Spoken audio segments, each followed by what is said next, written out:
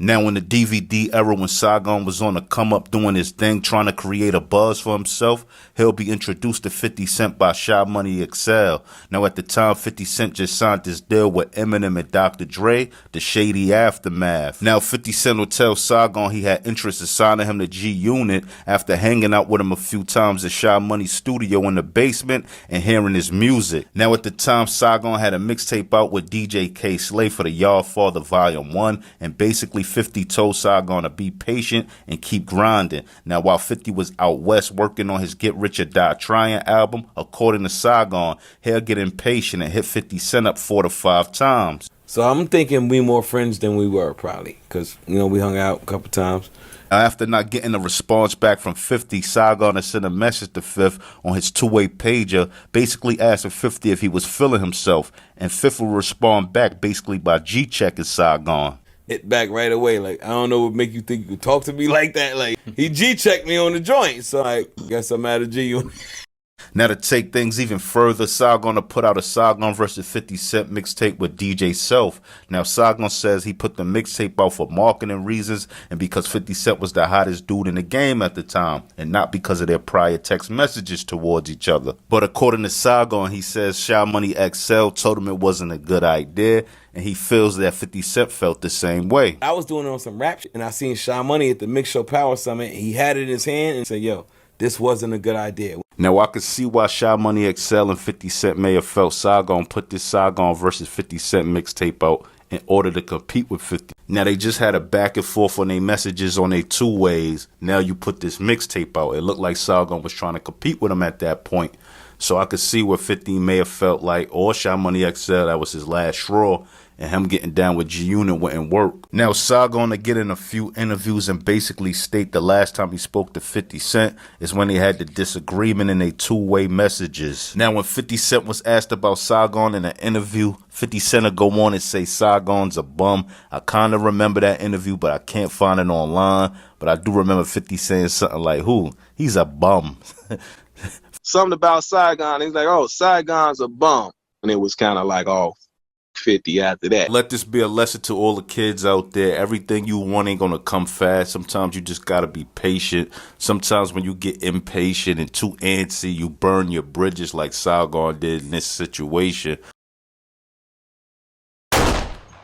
Now in the DVD era, G-Unit was at the radio doing a freestyle at Hot 97 with Funk Flex. The Unit and 50 Cent was getting set to drop their debut album for Beg for Mercy, and G-Unit was on fire at this time. Now they were at the radio freestyling, and Fifth would take shots at Lil' Kim and Shyne. Now 50 Cent to drop a freestyle of Jay-Z's 1900 Hustler beat, and he says, I heard Irv trying to sign Shyne, so I ain't got no love for him. Tell him 50 said he's soft, he won't shoot up the club again. Now I'm assuming that 50 Cent must be seeing the write-ups on Irv Gotti saying that he wanted to sign Shyne to Murder Inc., and he's going to Rikers Island to have a sit down with him and possibly sign him to the label while he served his 10-year bid. Because shortly after, Shyne was getting ready to drop his sophomore album from jail for Godfather Buried Alive, and one of his singles would be Jimmy Choo, which featured Ashanti and was produced by Irv Gotti. And around this time, anyone who stood next to Irv and Ja, 50 would come at him like Fat Joe and Jadakiss for making a New York record with Ja Rule. Now on Shyne's sophomore album, Godfather Buried Alive,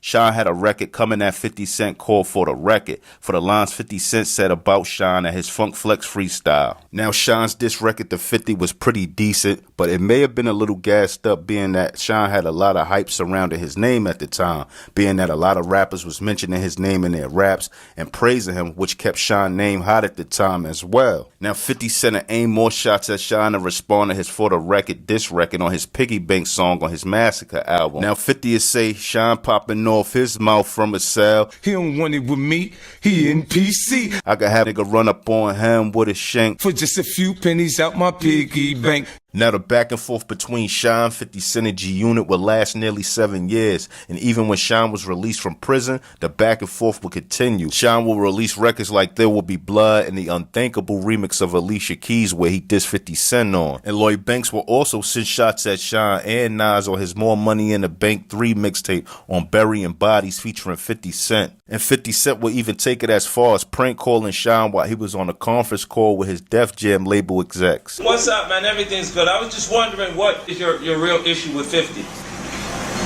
Now, when 50 Cent finally got through on that conference call between Def Jam and Shyne, this is what he had to say. Shut up, Shyne. Fuck Def Jam. Fuck everybody. Now, Shyne would do an interview with MTV responding to 50 Cent prank calling him. And Shyne basically says he didn't know it was 50 Cent because he don't know 50 Cent voice like that because he don't listen to him. But one of his Def Jam partners recognized 50 voice. I thought maybe it was just somebody, you understand, having a bad day that wanted to know about the situation. Because at Def Jam was like, yo, that was Boo Boo. That was Hawaii 5. I was like, no.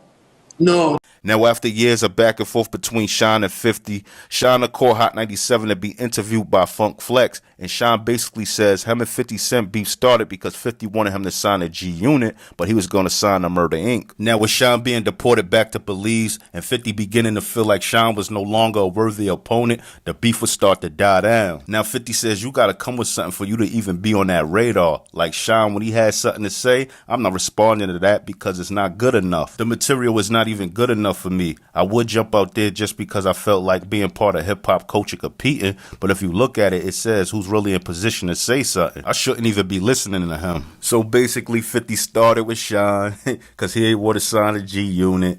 He dissed him. Shyne responded. It was a big thing because Shyne was still incarcerated, but when Shyne came home, to a lot of people, he wasn't as good as he used to be. So 50 wasn't interested in going at him no more. You get what I'm saying? And that's basically it. But luckily, these two ain't crossed paths, and you know things ain't go left between the two, and it was all on wax, and you know it's just entertainment. Yeah, this is Cassidy, the problem. Full Surface is the label. J Records cutting the checks and Rough Riders is the family. Now it's 2006 and Busta Rhymes is shooting a video in Brooklyn for the Touch It remix off his Big Bang album. The song featured artists such as Mary J. Blige, Rod Digger, Missy, Lloyd Banks, and Pat Poose.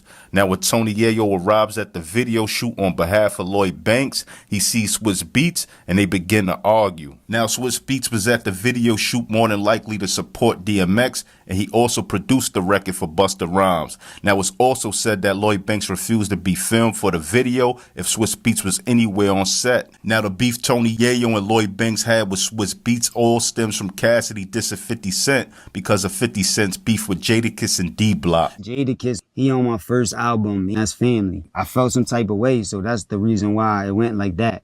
Now, Cassidy had dropped his video for his single B-Boy Stance, and in that video, he has a 50 Cent lookalike. He has on a do-rag, fitted, bulletproof vest, and some Speedos. Now, the back of the Speedos say B-Unit, and the 50 Cent lookalike is all in himself up in the video. Now, this song is featuring Swizz Beatz, so it's basically like Swizz Beatz is co-signing Cassidy getting that 50 Cent. Now, supposedly, this was the first time Tony Yayo and Banks seen Swizz Beatz since that video was released. Now, as Swizz Beatz was leaving the video set with Busta Rhymes, the confrontation between him and Yayo continued outside. Now, Busta Rhymes was trying to calm everything down and be the mediator because he was cool with both sides. Now, as the altercation between Tony Yayo and Swizz Beatz continued in the street, somebody from Tony Yayo entourage pulled out a gun on Swizz Beatz. Now, supposedly, after the gun was pulled out on Swizz Beatz, Busta jumped in front of Swizz to shield him. Now, after Busta jumped in front of Swizz to shield him, his bodyguard jumped in front of Busta. Now, shots fired, and Busta Rhymes' bodyguard was shrugging his back. Swizz was the target. Busta got in front of Swizz. The bodyguard got in front of Busta. Bodyguard gets killed. Now, sadly, no one was arrested in connection with Busta Rhymes' bodyguard being murdered, Israel Ramirez, so R.I.P. to Izzy for putting his life on the line and being brave. Now, also, everybody involved with the situation that was questioned refused to give any information, and nobody came forward with information on this murder. But luckily, Swizz Beatz and the whole G Unit was able to squash their beef. Swizz Beatz went on to work with Lloyd Banks, and they did the Started Up record, which Swizz Beatz produced. And Cassidy says he was able to chop it up with G Unit in Philly at Powerhouse. And, you know, they put their differences aside. But anyway, if you're a fan of these old hip-hop stories, tell a friend and tell a friend about my page.